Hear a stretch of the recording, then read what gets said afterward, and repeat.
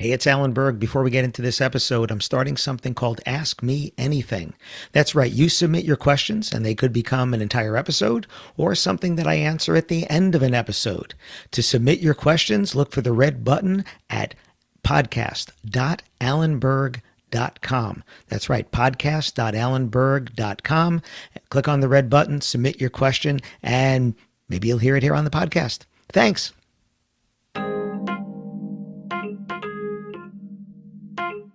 Is 2024 the perfect storm trifecta? Listen to this episode, see what I'm talking about.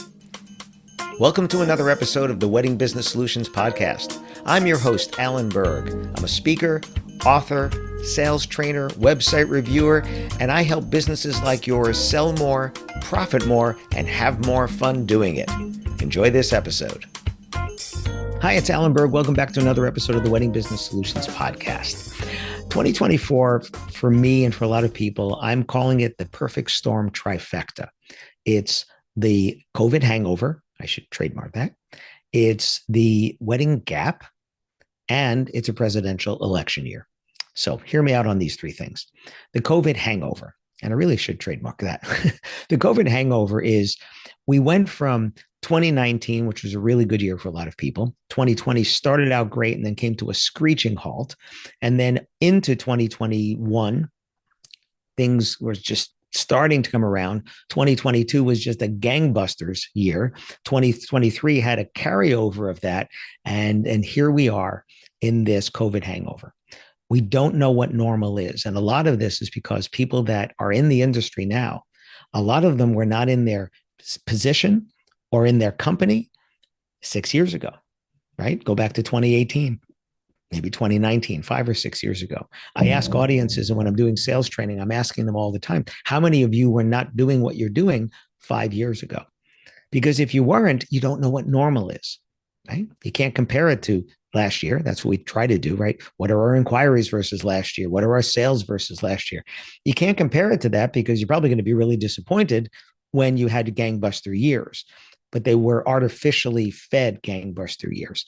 So this COVID hangover is the rocky seas that we're seeing. We're not seeing the normal, smooth sailing over here. We're seeing just still that waves, and we don't know, is this what we're supposed to be doing?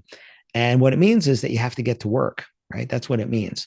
So the next thing is we have the wedding gap. And the wedding gap, I spoke with Vanessa Joy about this on another episode, where in 2020 and 2021, people didn't meet because they weren't out. So they didn't get to meet. And then that 2.5 years later, when they get engaged, isn't happening because they didn't get to meet. So there's going to be this gap. Now, is it just this year or is it into next year? But it's going to level itself off. But you do have that other thing here with the wedding gap where just people didn't get engaged because they didn't get a chance to meet. And then the third part of that is the presidential election year. And this is every 4 years, things just get a little wonky. And the reason they get wonky is not because of true factors, it's because of noise. Because the noise says the economy is bad, yet unemployment is still at historic lows, wages are up, the stock market's at highs, right? So how is the economy bad if that? Now, people could say inflation, which is certainly a factor in here. But if you have those other things in there with employment is low and wages are up, that also counter affects that.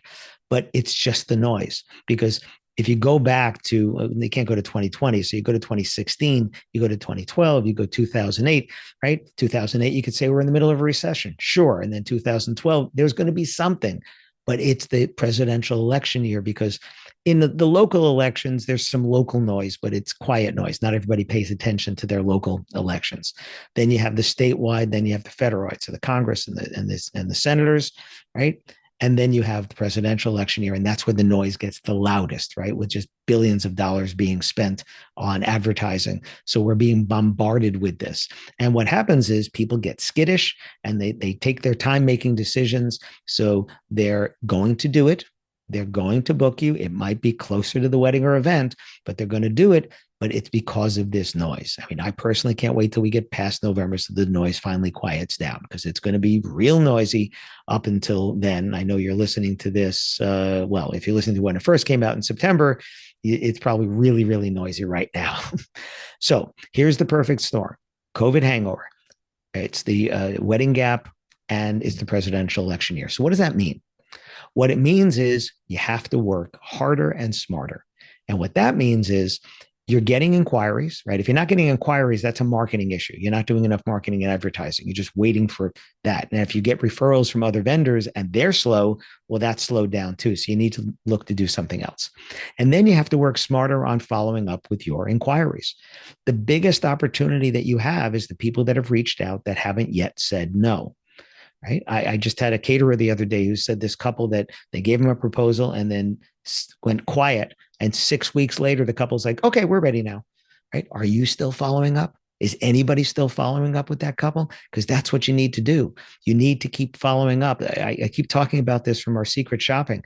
Over half of, well, first of all, 17% of the companies we shop as of today don't respond at all, which is ridiculous. That's just throwing money out the window. And then a little bit more than half give up after one attempt. In other words, you respond to them and you don't hear back and then you leave it at that. That's throwing money out the window. And then you have about a third that will try 3 times. That means 2/3 of you, not including the 17% who didn't follow up at all, 2/3 of you were giving up after sending them 2 messages. That's throwing money out the window.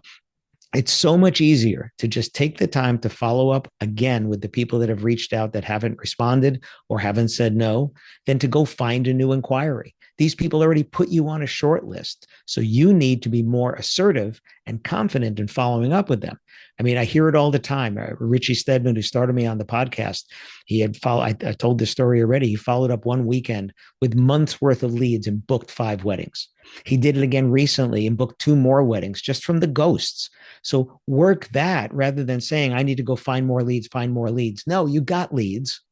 Work them better. If they're not responding to you, maybe it's what you're sending them. It's not them, it's you. It's the same thing with me. If people aren't responding, I change what I'm sending them. I start calling or texting. If maybe my emails are going to spam, right? Change the subject lines, change the messages. But if they're not responding and you already got that inquiry, they're already interested.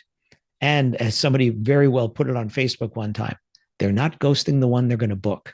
So make that be you. So here's the perfect storm trifecta here. The COVID hangover, it's the wedding gap, it's the presidential election year. You're still getting leads. That's a good sign. Work those leads better. That's where your profits are going to be. Thanks for listening. Thanks for listening to this episode of the Wedding Business Solutions podcast.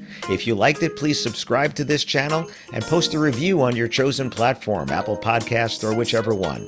If you have any questions about anything in this episode or any of my episodes, email me directly at alan@weddingbusinesssolutions.com or visit my website, alanberg.com, alanberg.com. If you have any suggestions for future topics or guests that you'd like to see, please again, email me or visit my website. Thanks for listening.